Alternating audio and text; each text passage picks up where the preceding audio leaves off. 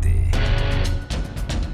¿Qué tal? Les saludo con afecto, soy Víctor Hugo Hernández y le doy la bienvenida a un programa más de Frente, un espacio de análisis e intercambio de opiniones sobre temas sociales presentes en el ánimo de la opinión pública. En esta ocasión con un enfoque especial, donde haremos una especie de balance con motivo de un año que ya entra en su etapa final. Comparto el espacio y saludo en la distancia a Claudia Rodríguez desde Ciudad Obregón, Sonora. ¿Cómo estás, Claudia? Víctor, un gusto saludarte. Muy buenas tardes a ti y a toda la ciudadanía. Junto con Claudia tendremos dos visiones, posiblemente diferentes o acordes, de dos periodistas en lugares distintos en el país. En esta ocasión ambos en el norte. ¿De acuerdo, mi querida Claudia? Así es, bien norteños los dos. Muy bien, explico el formato. En los siguientes minutos analizaremos dos columnas que merecen la atención. Una publicada en el portal Sin Embargo de Martín Moreno y otra en el periódico Mural del Grupo Reforma de Sergio Sarmiento. Y en tiempos similares hablaremos sobre la carta donde Andrés Manuel López Obrador finalmente reconoce a Joe Biden como próximo presidente de los Estados Unidos. Platicaremos también sobre el intento de reforma a la ley en el Banco de México y finalmente el revés que sufre el Instituto Nacional Electoral luego de que el Tribunal Electoral lo desconociera para frenar lo que sería el involucramiento del presidente en procesos electorales. Vamos a platicar de esos temas y ahí comenzamos. Claudia, hoy en el portal Sin Embargo, uno de los mejores portales de periodismo, por cierto, en México, leemos a Martín Moreno en una columna titulada ¿Cómo Gatell nos empujó a la catástrofe? El periodista detalla la serie de errores del subsecretario de Salud y llega a la conclusión sobre las graves responsabilidades que quedarán en la historia y también en lo legal sobre este funcionario. ¿Cuál es tu opinión, Claudia? Fíjate que es un tema que le da en el clavo. Ahorita al paso de todos estos meses, ya casi un año vamos a entrar a México con esta pandemia, empieza entonces el proceso de evaluación de todo, desde cómo nos fue en materia económica, pero obviamente del manejo de la pandemia por parte del gobierno federal. Y el personaje fundamental que en un inicio era prácticamente un rockstar, ¿no? Si bien lo recuerdas, que era como el símbolo de lo que estaba sucediendo con su vocabulario, incluso nos hacía pensar, bueno, qué hombre tan inteligente y capaz de hacer las cosas, y poco a poco, como a través de sus contradicciones y enmarcándole la realidad en la cara, nos fuimos dando cuenta el resto de la población cómo se estaban viviendo las cosas. Y creo que esta columna enmarca muy bien, porque señala fechas y datos. Por ejemplo, el tema del cubrebocas, que ha sido uno de los más criticados, incluso a nivel internacional, lo marca muy bien. El presidente de la República es prueba y ejemplo de esto, el mismo, claro, Hugo López-Gatell, al señalar que no es necesario el cubrebocas, a contradecirse incluso con las declaraciones de la Organización Mundial de la Salud, cuando nos pegan en ese último mes una tremenda regañada y le dicen al gobierno de México que se empieza a tomar en serio las cosas, o aquellas frases del presidente,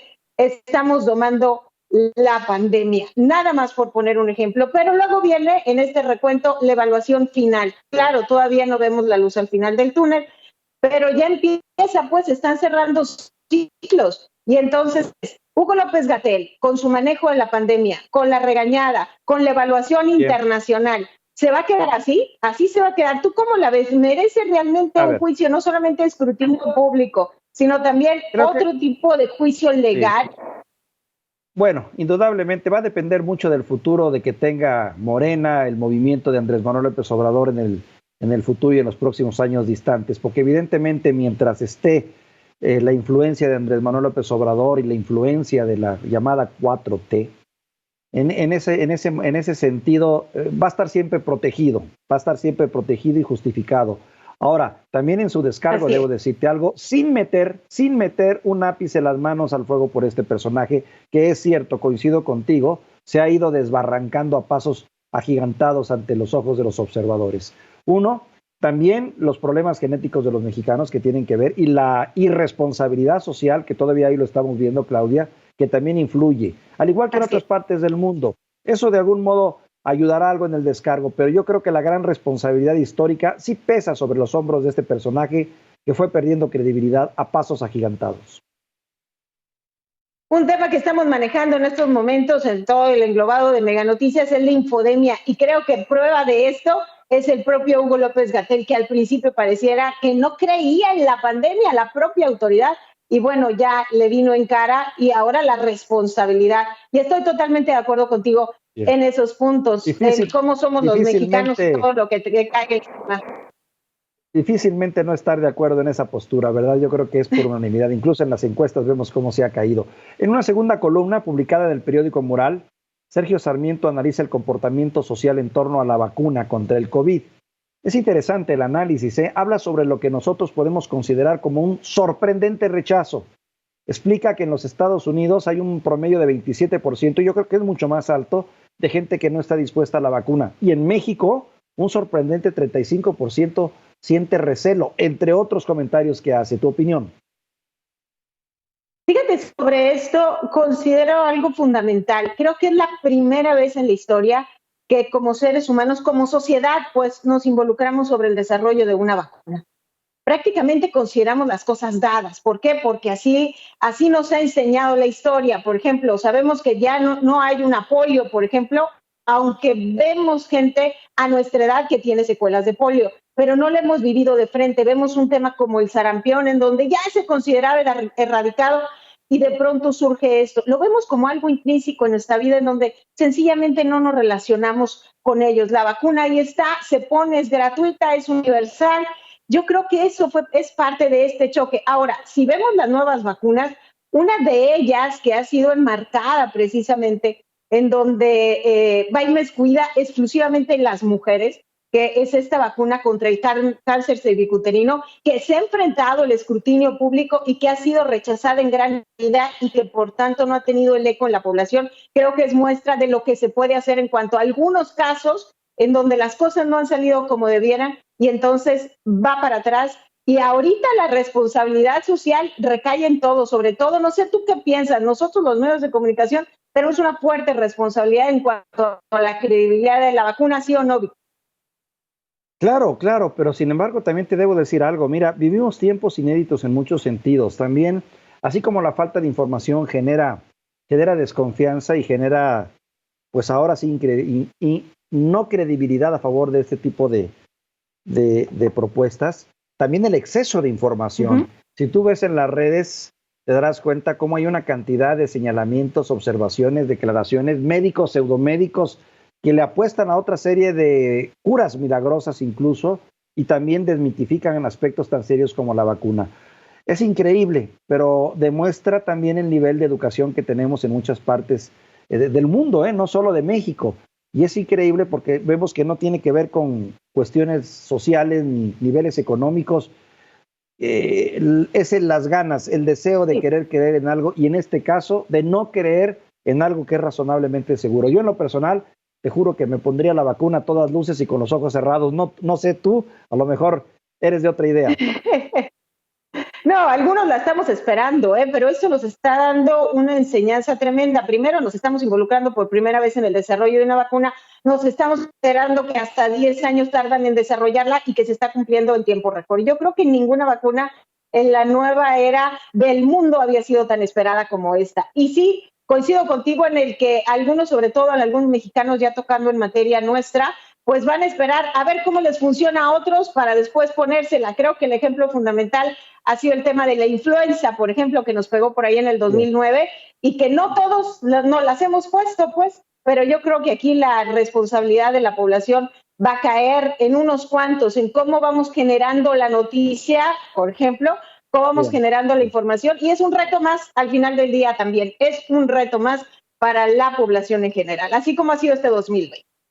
Hablemos de otros temas, Claudia. Finalmente, luego de 6 semanas de esfuerzos por Donald Trump por revertir el proceso electoral allá en los Estados Unidos, el Consejo Electoral finalmente confirmó la derrota del republicano y el triunfo de Joe Biden.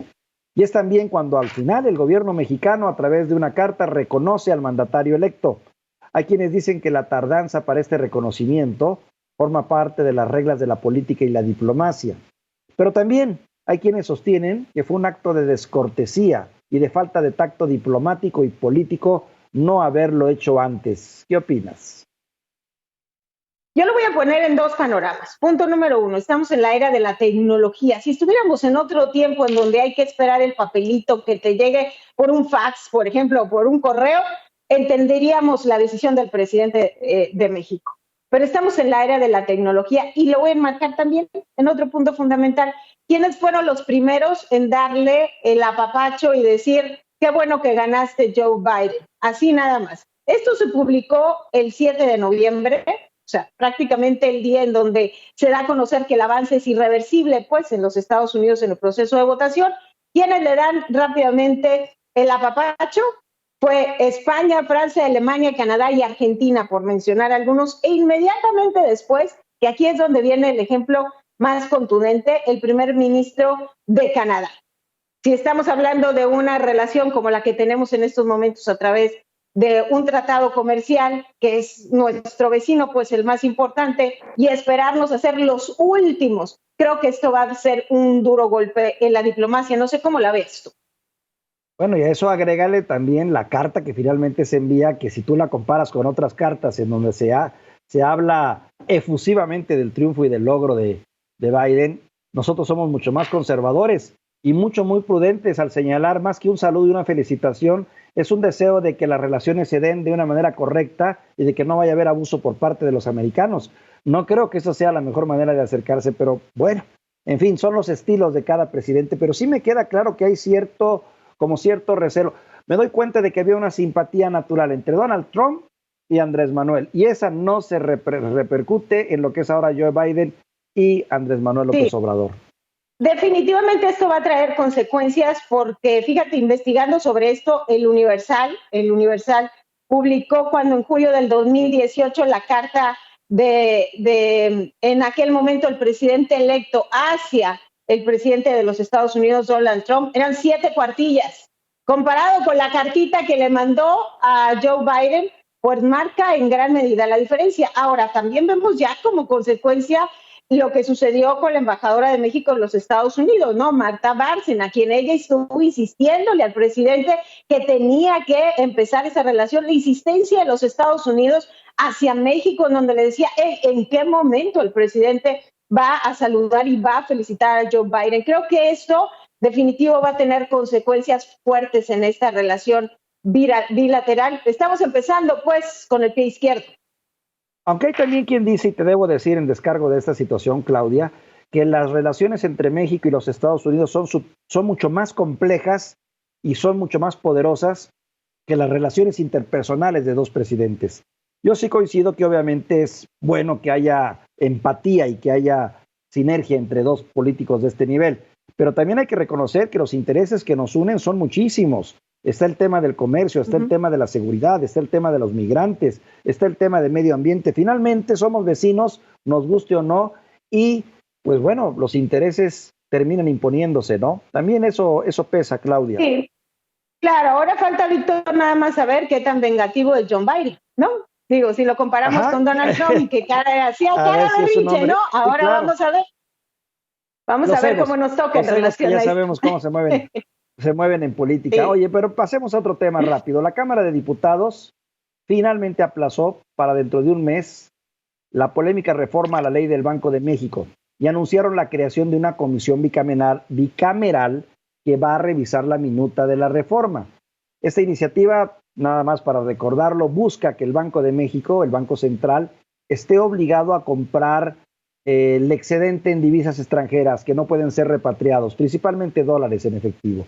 Se dice que con esto, ellos explican y argumentan, se busca proteger el dinero de los migrantes que a través de las remesas se envía de los Estados Unidos a México principalmente. Pero los malpensados dicen que en el fondo hay un deseo de intervenir del gobierno en la autonomía del Banco de México para controlar los recursos millonarios que actualmente maneja el banco, que superan los 190,000 millones de dólares. ¿Tú qué opinas? Fíjate, lo podríamos analizar desde varios puntos de vista, pero empiezo con esta de manera principal. En estos días hemos visto una oleada de reformas a diferentes leyes tremendas, ¿no? El tema del home office, la situación también de las pensiones, ¿no? Que se pasa también para un análisis para concluirlo, y también el outsourcing, que lo dejan también para el otro año, pero empezó una oleada de modificaciones en donde va inmersa esta. Y a diferencia de las anteriores, que yo creo que algunas incluso se pasan de la vista de los medios de comunicación de tan rápido que se están tomando medidas. Este en particular generó una serie de reacciones de los profesionales, de los que saben del asunto.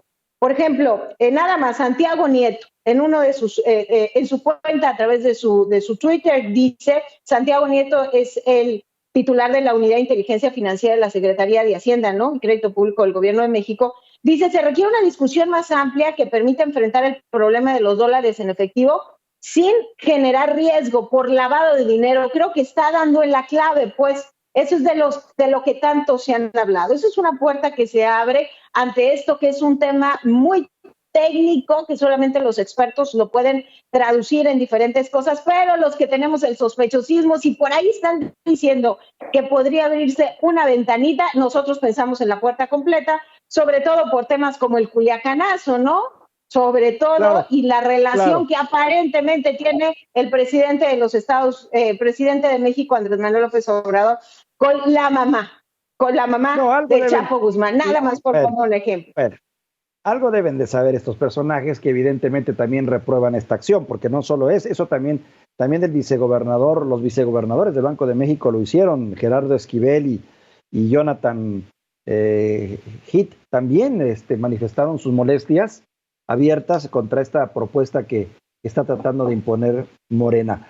Me queda claro que el asunto es un poquito como ahí te suelto el petardo a ver cómo reaccionas, y según el tamaño de tu miedo y el tamaño de tus reacciones, cómo hoy voy a proceder. Yo creo que en este caso vieron que hubo una andanada de opinión pública adversa, incluso internacional, que dijeron, a ver, vamos a frenar un poco esto y vamos a reconsiderar para verlo desde otro ángulo.